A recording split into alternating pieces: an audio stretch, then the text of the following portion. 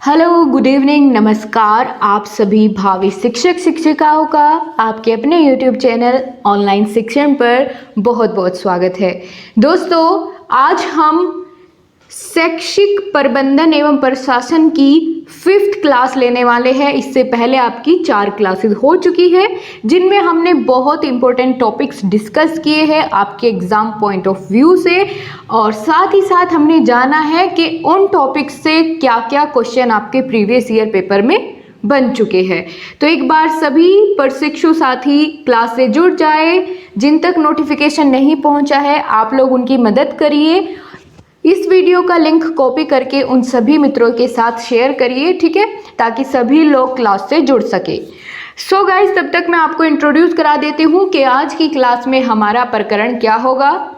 देखिए दोस्तों, आज का हमारा टॉपिक है विद्यालय प्रबंधन में मानवीय संसाधनों की भूमिका। कल की क्लास में हमने बहुत अच्छे से डिस्कस किया था विद्यालय प्रबंधन। विद्यालय प्रबंधन क्या होता है, क्या उसकी विशेषताएं है, उद्देश्य है, सब कुछ हमने विद्यालय प्रबंधन के बारे में कल की क्लास में डिस्कस कर लिया था।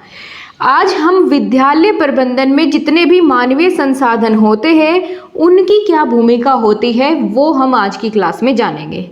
ओके, देखिए गाइज, यहाँ पर आप देख पा रहे हैं इस पीडीएफ में मेरा ही फेस ब्लू हो गया है आपके लिए पीडीएफ बनाते बनाते।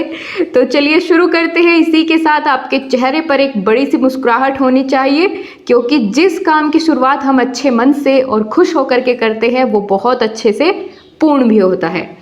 तो आ गए हैं आप सभी लोग, क्या मैं क्लास को शुरू करूं? जल्दी से कमेंट बॉक्स में रिप्लाई करिए। ओके गाइस, शुरुआत करते हैं आज की अपनी क्लास की। तो आज हम जानेंगे दोस्तों विद्यालय प्रबंधन में मानवीय संसाधन के क्या क्या कार्य होते हैं, उनकी क्या भूमिका होती है। ठीक है, तो मानवीय संसाधन की भूमिका विद्यालय प्रबंधन में एक एक करके हम डिस्कस करेंगे। सबसे पहले आप लोग यहाँ टॉपिक में देख पा रहे हैं, मैंने मानवीय संसाधन लिख करके यहाँ पर कुछ नाम लिखे हैं, जैसे प्रधान अध्यापक, अध्यापक एवं छात्र। तो ये सभी आप लोग जानते हैं मानवीय संसाधन में आते हैं। कल की क्लास में मैंने आपसे क्वेश्चन किया भी था कि मानवीय संसाधन कौन कौन से होते हैं, तो आपने बहुत अच्छे से आंसर किया था। सो चलिए शुरू करें। दोस्तों, मानवीय संसाधन के बारे में एक बार जानने से पहले हम ओवरऑल देख लेते हैं कि विद्यालय प्रबंधन के लिए कौन कौन से प्रमुख संसाधन होते हैं। ठीक है, उसके बाद अपना जो आज का मेन पॉइंट होगा उस पर चलेंगे। तो यहाँ पर आप इस डायग्राम की हेल्प से जान जाएंगे बहुत अच्छे तरीके से। विद्यालय प्रबंधन के प्रमुख संसाधन को हम 3 भागों में बांट सकते हैं। पहला भौतिक संसाधन, दूसरा मानवीय संसाधन, और तीसरा होता है वित्तीय संसाधन। अब सबसे पहले बात कर लेते हैं दोस्तों भौतिक संसाधन कौन कौन से होते हैं। भौतिक संसाधन में दोस्तों विद्यालय भवन, यानी विद्यालय भवन से संबंधित जितने भी आप कह सकते हैं कि बिल्डिंग्स होगी, या फिर आप कह लीजिए उसके अंदर लाइब्रेरी, स्टाफ रूम, ये सभी चीज़ें इसके अंदर आ जाएगी। साज सज्जा का जितना भी सामान है, उपकरण है, टीएलएम टीचिंग लर्निंग मटेरियल जितना भी है, यानी सभी भौतिक वस्तुएं जो कि विद्यालय से जुड़ी है वो विद्यालय के लिए भौतिक संसाधन होती है। दूसरे नंबर पर हमने जाना मानवीय संसाधन के बारे में। तो मानवीय संसाधन कौन कौन से होते हैं, जैसे प्रधान अध्यापक, अध्यापक, बच्चे, समुदाय, ये सभी आ जाते हैं मानवीय संसाधन में। और तीसरा संसाधन जिसके बारे में हमने बात की वह है वित्तीय संसाधन। वित्तीय संसाधन यानी जहाँ से भी एक स्कूल या विद्यालय अपने लिए वित्तीय की आप कह सकते हैं वित्तीय का अरेंज करता है, कि भाई फंड अरेंज करता है एक स्कूल, जहाँ जहाँ से उन समितियों को या उन आप कह सकते हैं पक्षों को हम वित्तीय संसाधन के रूप में जानेंगे। जैसे विद्यालय को प्राप्त होने वाली धनराशि या सरकारी या समुदाय द्वारा, चाहे वो सरकारी हो या किसी समुदाय के द्वारा दी गई हो, तो वे विद्यालय के लिए क्या हो गए, वे विद्यालय के लिए वित्तीय संसाधन हो गए, क्योंकि वहां से उन्हें क्या मिलता है, वित्त मिलता है। ठीक है, पैसा मिलता है खर्च करने के लिए। तो ये तीनों संसाधन हो जाते हैं एक विद्यालय प्रबंधन के। ठीक है, क्लियर हो गया आपको इतना? अब दोस्तों क्लास को बहुत अच्छे ढंग से सुनिएगा, कंसंट्रेशन आपका यहीं होना चाहिए। और क्लास के लास्ट में मैं आपसे क्वेश्चन करूंगी जिसका आंसर आपको कमेंट बॉक्स में देना होगा। सो अपना पूरा फोकस आप लोग यहीं पर रखेंगे और आपको रटने की ज़रूरत नहीं पड़ेगी अगर आप पूरे ध्यान से सुनेंगे, ठीक है? चलिए शुरू करें। सबसे पहले दोस्तों हमारा जो आज का टॉपिक है, विद्यालय प्रबंधन में किस किस की भूमिका होती है। अब मैं आपको बता दूं, यहीं से आपको इस टॉपिक की इम्पोर्टेंस का अंदाज़ा हो जाएगा कि कितना महत्वपूर्ण टॉपिक है, क्योंकि ये बीटीसी 2018 और 2019 में पूछा जा चुका है, ठीक है? सो रिपीटेड क्वेश्चन है, यहाँ से आपसे कैसे कैसे क्वेश्चन बनता है आगे आगे मैं आपको सभी चीज़ें क्लियर करती हुई चलूंगी। अभी आप यहाँ से देखिए कि 2 बार पहले पूछा जा चुका है, कैसे पूछा गया है वो मैं आपको अभी बताऊंगी। सबसे पहले दोस्तों हम विद्यालय प्रबंधन में जो सबसे महत्वपूर्ण कारक होता है प्रधान अध्यापक, उसकी भूमिका के बारे में जानेंगे कि एक प्रधान अध्यापक की विद्यालय में क्या भूमिका होती है। चलिए दोस्तों शुरू करें। विद्यालय प्रबंधन में प्रधान अध्यापक की भूमिका सबसे महत्वपूर्ण होती है, क्योंकि विद्यालय एक संस्था है और किसी भी संस्था को सुचारू रूप से चलाने हेतु एक पदाधिकारी की आवश्यकता होती है और विद्यालय में यह पदाधिकारी प्रधान अध्यापक कहलाता है। बिल्कुल सही बात है कि भैया अगर हमें किसी भी संस्था को सुचारू रूप से चलाना है तो उसमें किसी ना किसी पदाधिकारी की ज़रूरत होती है जो सब पर निगरानी कर सके और उस कार्य को, उस संस्था के कार्य को सुचारू ढंग से चलाए। इसी तरीके से विद्यालय भी एक संस्था है और विद्यालय संस्था में पदाधिकारी कौन होता है? प्रधान अध्यापक होता है, प्रिंसिपल होता है, ठीक है? तो ये आपका हो गया कि प्रधान अध्यापक कौन होता है। अब यहाँ पर उसकी एक एक करके हम भूमिका जान लेते हैं कि कौन कौन सी होती है। प्रधान अध्यापक की विद्यालय प्रबंधन में निम्नलिखित भूमिका होती है। जैसे सबसे पहला बिंदु है शैक्षिक दायित्व, यानी शिक्षा से संबंधित जितने भी कार्य होते हैं उनमें एक महत्वपूर्ण भूमिका प्रधान अध्यापक निभाता है। जैसे दोस्तों अध्यापन का कार्य करना और फिर मूल्यांकन करना, तो इसमें सबसे ज़्यादा महत्वपूर्ण भूमिका किसकी होती है? प्रधान अध्यापक की होती है। उसके बाद आता है दोस्तों प्रशासनिक दायित्व। प्रधान अध्यापक को प्रशासनिक दायित्वों को भी पूरा करना होता है, जिनमें क्या होता है? प्रशासन, यानी इसमें क्या करना होता है कि दूसरे लोगों से कार्य करवाना। प्रशासनिक दायित्व के अंतर्गत प्रधान अध्यापक शिक्षकों को कार्य का विभाजन करेगा और विद्यालय का प्रशासन संभालेगा। क्लियर? तीसरा नंबर होता है आर्थिक दायित्व, यानी जितना भी वेतन संबंधी कार्य है, छात्रवृत्ति संबंधित कार्य है और अन्य आर्थिक कार्य, सभी का दायित्व संभालने का कार्य किसका होता है? प्रधान अध्यापक का होता है। इसी प्रकार से चौथा दायित्व अगर माने तो सामुदायिक सहयोग संबंधी कार्य, यानी सामुदायिक सहयोग संबंधी कार्य से आप लोग क्या समझेंगे? जैसे अभिभावकों से सहयोग बनाना, अधिकारियों से संपर्क करना, ठीक है? और जैसे हम मान सकते हैं ग्राम शिक्षा समिति से संपर्क करना, ये सभी कार्य किसके होंगे? जितने भी एक्स्ट्रा ऑर्डिनरी वर्क होते हैं वो सभी प्रधान अध्यापक के होते हैं, ठीक है? तो एक विद्यालय का प्रबंधन करने के लिए या एक विद्यालय के प्रबंधन में प्रधान अध्यापक की भूमिका कुछ इस प्रकार है कि उसको शैक्षिक दायित्व पूरे करने होते हैं, कुछ प्रशासनिक दायित्व होते हैं, आर्थिक दायित्व पूरे करने होते हैं और सामुदायिक सहयोग संबंधी कार्य भी करने होते हैं। दोस्तों हम ऐसा भी कह सकते हैं कि प्रधान अध्यापक विद्यालय की धुरी होता है, जिसके चारों ओर विद्यालय का संपूर्ण वातावरण घूमता रहता है, जिसके अंतर्गत छात्र, अध्यापक और बाकी सभी आप कह सकते हैं संसाधन होते हैं, ठीक है?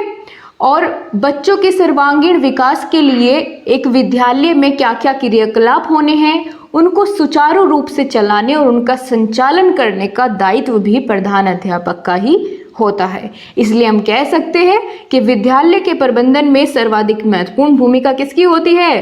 प्रधान अध्यापक की, ठीक है? किसकी होती है? प्रधान अध्यापक की। आपसे लास्ट में क्वेश्चन किया जाएगा, तो इसलिए ध्यान पूर्वक आप लोगों को सुनना है।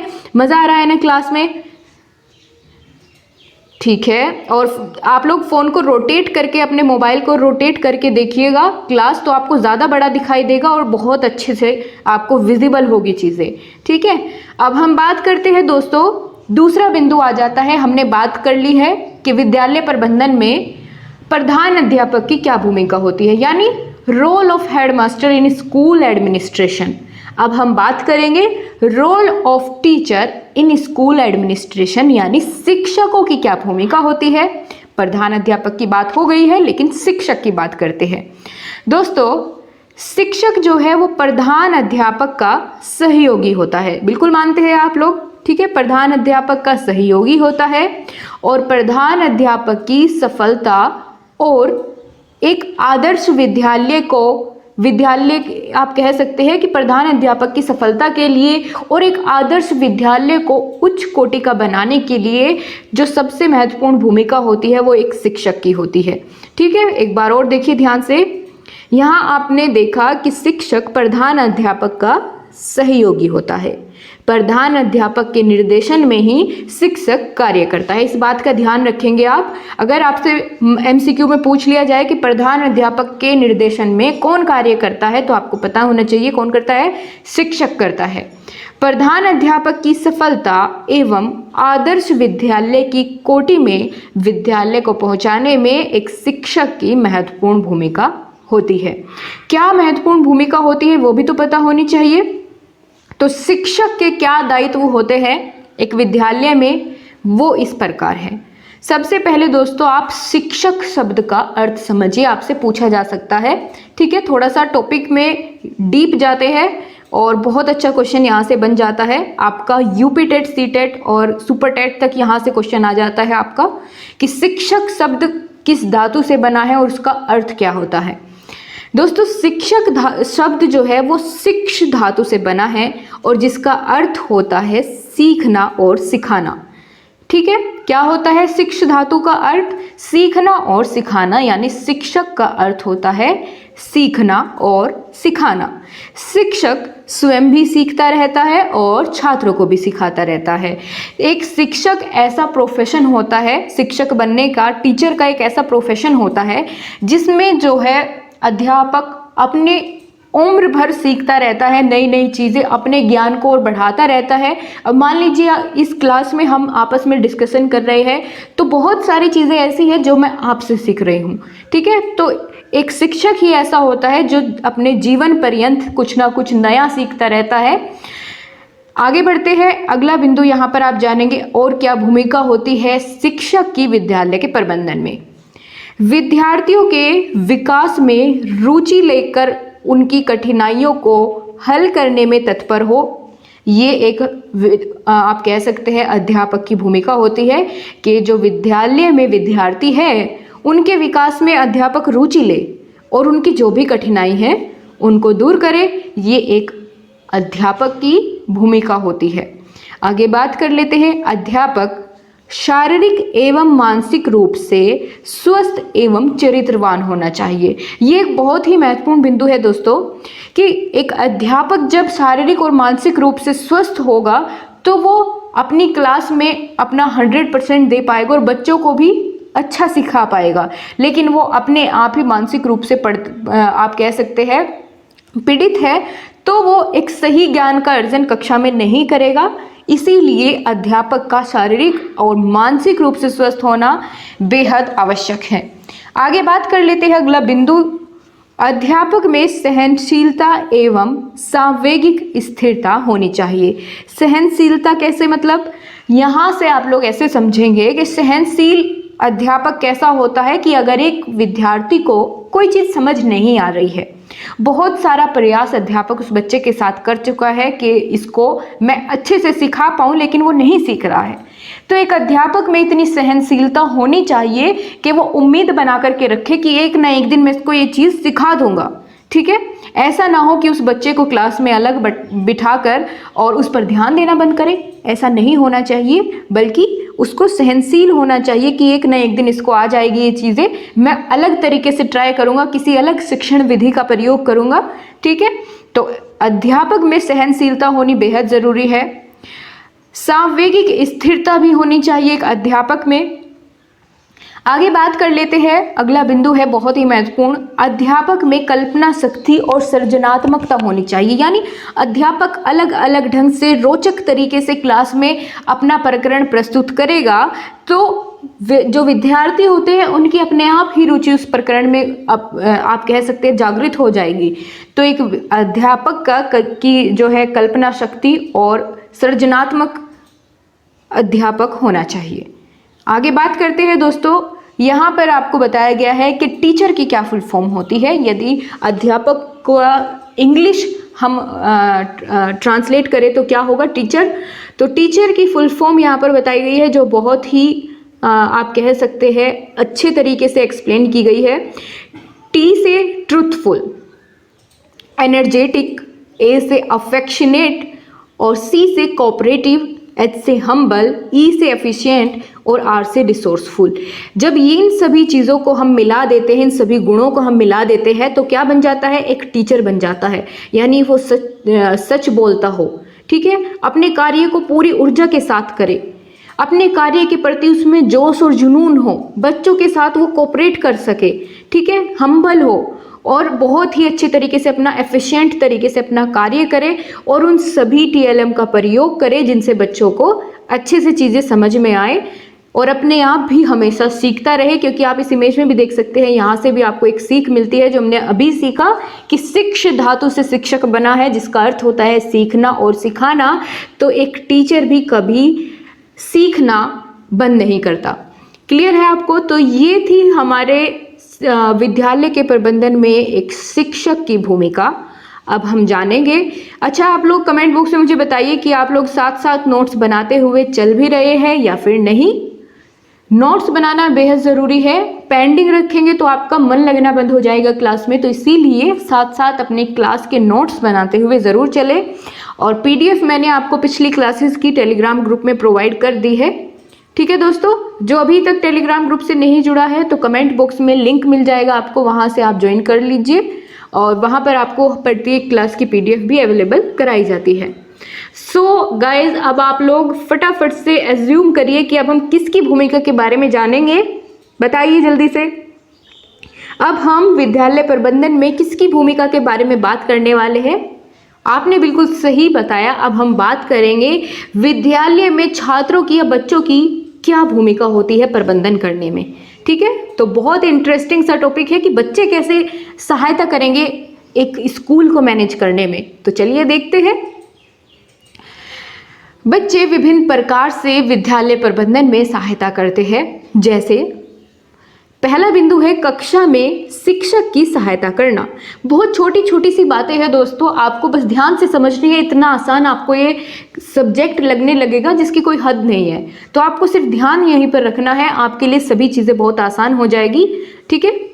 और आपको जितने भी नोट्स आपको प्रोवाइड किए जा रहे हैं वो इतनी इजी लैंग्वेज में ढूंढकर, इतनी इजी लैंग्वेज में उसको बना करके आपके सामने रखा जा रहा है कि आपको बिल्कुल भी इसे पढ़ने में परेशानी ना हो, आप लोग बहुत आसानी से समझ पाए।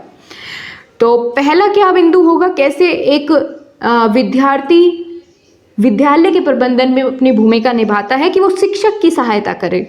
शिक्षक की सहायता कैसे कर सकता है कि क्लास को शांत बनाए रखने में, अनुशासन बनाए रखने में अपना सहयोग दे सकता है।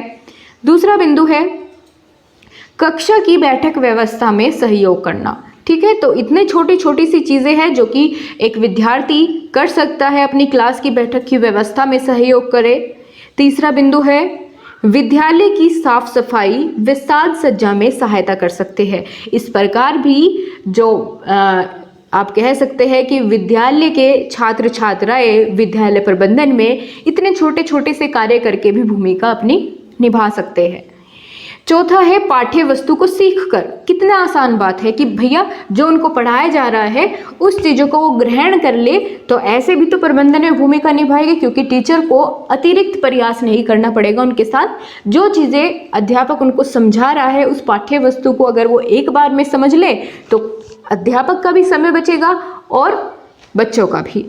तो आपका यहाँ पर लास्ट पॉइंट है विद्यालय में समय से उपस्थित रहकर ज्ञान अर्जन करना। यह भी इस तरीके से भी एक विद्यार्थी विद्यालय प्रबंधन में अपनी भूमिका निभा सकता है कि विद्यालय में समय से उपस्थित हो ताकि अनुशासन बना रहे और ज्ञान अर्जित कर सके। ठीक है, तो इसी के साथ यहाँ पर हम अगले टॉपिक की ओर बढ़ेंगे। गाइज, अगर आपने अभी तक वीडियो को लाइक नहीं किया है तो कर दीजिए और अपने मित्रों के साथ शेयर कर लीजिए। चैनल पर नए हैं, पहली बार विजिट कर रहे हैं तो सब्सक्राइब करना बिल्कुल ना भूलें। अब हम बात करेंगे दोस्तों, ग्राम शिक्षा समिति की क्या भूमिका होती है एक विद्यालय के प्रबंधन में। यहाँ से आपका पूछा जाता है प्रश्न ऐसे, मैं आपको एक बार बता दूं, रिकैप करवा दूं। हमने अभी तक जान लिया कि विद्यालय प्रबंधन के संसाधन कौन कौन से होते हैं, जिसमें हमने बात की भौतिक संसाधन, मानवीय संसाधन और वित्तीय संसाधन। मानवीय संसाधन का टॉपिक हमने आज चुना है। पहले हम मानवीय संसाधन सभी पढ़ लेंगे आज की क्लास में और कल आगे की चीज़ों को डिस्कस करेंगे। तो मानवीय संसाधन में हमने प्रधान अध्यापक की क्या भूमिका होती है एक विद्यालय के प्रबंधन में, वह जान लिया है। तो आपके पेपर में प्रश्न कैसे पूछा गया था कि आपको ये बताना है विद्यालय प्रबंधन में एक प्रधान अध्यापक की क्या भूमिका होती है, ऐसे आपका प्रश्न आया था। और विद्यालय प्रबंधन में विद्यालय के बच्चों की क्या भूमिका होती है, किस प्रकार से एक विद्यार्थी विद्यालय प्रबंधन में अपनी भूमिका अदा कर सकता है। तो इस तरीके से आपके इस टॉपिक से क्वेश्चन बने हुए थे। पिछले 2 साल में आपका यहाँ से क्वेश्चन बने हुए हैं। अब यहाँ पर हम बात करेंगे ग्राम शिक्षा समिति की आखिर क्या भूमिका हो सकती है एक विद्यालय के प्रबंधन में। तो चलिए, पहला और सबसे महत्वपूर्ण बिंदु है नामांकन एवं ठहराव सुनिश्चित करना। जो ग्राम शिक्षा समिति होती है उसका सबसे महत्वपूर्ण कार्य होता है कि विद्यालय में ज़्यादा से ज़्यादा छात्रों का नामांकन कराए और उनका ठहराव सुनिश्चित करे, यानी बीच में विद्यार्थी स्कूल छोड़ करके ना जाए, अपनी पढ़ाई छोड़ करके ना जाए, बल्कि उनका ठहराव सुनिश्चित करे। चाहे उसके लिए उन्हें मिड डे मील की योजना चलानी हो या कैसे भी करके उनको यूनिफॉर्म वितरण करना हो। ठीक है, तो इस तरीके से एक ग्राम शिक्षा समिति की भूमिका होती है, प्रत्येक बच्चे का नामांकन कराए विद्यालय में और उनका ठहराव सुनिश्चित करे। अगला बिंदु है विद्यालय हेतु भौतिक संसाधन जुटाना। जितने भी भौतिक संसाधन होते हैं जिनको ग्राम शिक्षा समिति की तरफ से अरेंज किया जाता है, उन सभी को जुटाए। तो इस तरीके से भी विद्यालय के प्रबंधन में ग्राम शिक्षा समिति महत्वपूर्ण भूमिका अदा करती है। भवन निर्माण एवं मरम्मत कराना, इसमें भी आप कह सकते हैं एक ग्रामीण शिक्षा समिति एक विद्यालय की आप कह सकते हैं सहयोग कर सकती है विद्यालय के भवन का निर्माण कराने और उसकी मरम्मत कराने में। अगला पॉइंट है वित्तीय संसाधनों को जुटाना एवं उनका सदुपयोग करना। अभी जब हमने वित्तीय संसाधन के बारे में ऊपर जाना था तो हमने जाना था कि सरकारी या फिर समुदाय के द्वारा भी विद्यालय को धनराशि दी जाती है। तो इसी प्रकार से यहाँ पर ग्रामीण शिक्षा समिति मदद करेगी विद्यालय की वित्तीय संसाधनों को जुटाने में और उनका एक सही रूप से, सही ढंग से उनका प्रयोग करने में। ठीक है, अगला बिंदु है और अंतिम बिंदु है जिस पर हम बात करेंगे विकलांग बालिकाओं एवं अपवंचित वर्गों के बालकों का नामांकन कराना। यानी जो विद्यार्थी या जो बालक बालिकाएं ऐसे हैं जो विद्यालय जाने में असमर्थ है, उन सभी के लिए उनके आसपास विद्यालय का आप कह सकते हैं विद्यालय की सुविधा उपलब्ध कराना। और जितने अपवंचित वर्ग कह सकते हैं आप इनको, या पिछड़े बालक भी आप इन्हें ही बोलते हैं, पिछड़ा बालक या अपवंचित वर्ग के बालक। क्या होता है पिछड़ा बालक? जो किसी ना किसी कारणवश अपनी उम्र के बच्चों से पीछे रह जाता है पढ़ाई में, उन्हें ही हम अपवंचित या पिछड़े बालक कहते हैं। यानी एज तो उनकी ज़्यादा हो गई है लेकिन उन्होंने पढ़ाई शुरू नहीं की या किसी ना किसी कारण से बीच में छोड़ दी, अब वे दोबारा से शुरू कर रहे हैं। तो ऐसे बालकों को पिछड़े बालक या अपवंचित वर्ग के बालक कहते हैं। ठीक है दोस्तों, तो यहाँ पर आपने समझा एक ग्रामीण शिक्षा समिति की क्या भूमिका होती है विद्यालय के प्रबंधन में। आपको आज की क्लास कैसी लगी कमेंट बॉक्स में ज़रूर बताइए। ये विद्यालय प्रबंधन में आपको दिखाया गया है ग्रामीण शिक्षा समिति किस प्रकार से अपनी भूमिका निभाती है। ठीक है, यहाँ विद्यालय के निर्माण में और स्वास्थ्य की जांच में बच्चों के समय समय पर, और भी अपनी तरफ से जितने पेड़ पौधे लगाने में जो भी कार्य कर सकती है उन सभी में अपनी भूमिका अदा करती है एक ग्रामीण शिक्षा समिति विद्यालय प्रबंधन में। सो गाइज, आज की क्लास को हम यहीं तक रखेंगे। आपको क्लास कैसी लगी ज़रूर बताइए कमेंट बॉक्स में। और आप सभी का इतने प्यार से, इतने ध्यान से सुनने के लिए बहुत बहुत धन्यवाद, अपना सहयोग बनाने के लिए। चलिए गाइज, आपसे फिर मुलाकात होगी कल की क्लास में। तब तक के लिए मुस्कुराते रहिए और अपने परिवार का अपना ध्यान रखिए। बाय बाय, टेक केयर, जय हिंद। अगर आपको क्लास पसंद आई है तो लाइक करना बिल्कुल ना भूलें।